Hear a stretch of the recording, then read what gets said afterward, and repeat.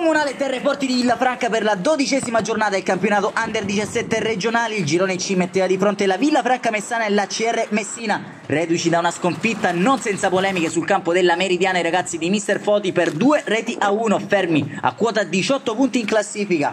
7 lunghezze più in giù c'è la CR Messina, che invece ha maturato un punto tra le mura amiche nell'ultima uscita per 1-1 contro il Gescal.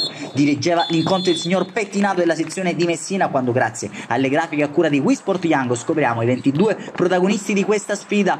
Completo bianco-rosso per la Villafranca Messana, total red con inserti gialli e neri invece per la CR Messina. Siamo al film della gara grazie alle immagini a cura di Federico Longo. Lancio di Cucinotta all'indirizzo di Bardetta, che vince il corpo a corpo con un avversario ma calcia addosso a Pellegrino. All'ottavo di gioco ci prova allora Candela dal limite dell'area di rigore a esplodere il mancino. Risulta però centrale il suo tentativo. Alla mezz'ora si fa vedere dalle parti di Ciravo allora la CR Messina con questo colpo di testa di Zappia che termina però sul fondo.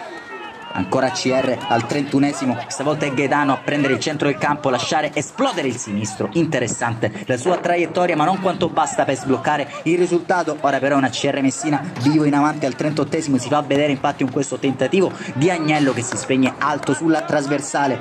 Un minuto più tardi punizione di Spadaro, ma c'è la gran risposta da parte di Ciraulo che nega la gioia del vantaggio ai biancoscudati. Sarà questa l'ultima emozione del primo tempo, squadre alla pausa sul risultato di 0-0.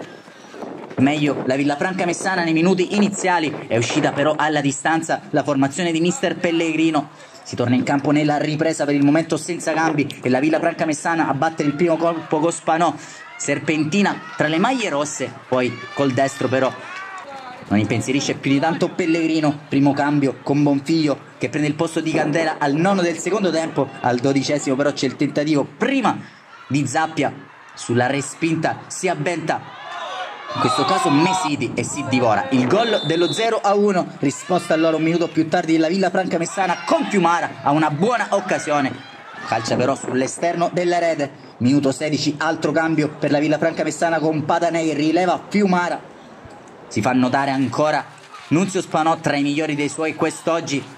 Salta un avversario in netto, prende il fondo del campo, prova a servire dentro Bardetta, non vi riesce. Il numero 10 biancorosso, altro cambio con Deodato che lascia spazio a Pellizieri. Alla mezz'ora della ripresa arriva però il vantaggio la CR Messina, suggerimento in verticale per Zappia che si presenta tu per tu con Ciraulo e lo prenda per il gol della CR Messina. Zappia porta in vantaggio i giallorossi.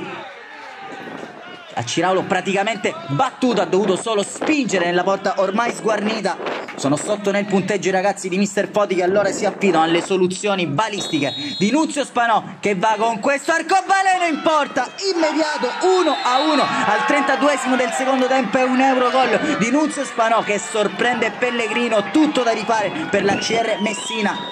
Dopo un primo tempo piuttosto scialbo si è accesa in questa ripresa la sfida, ma la CR vuole portare a casa i 3 punti. Ci prova con questo tentativo che però termina largo.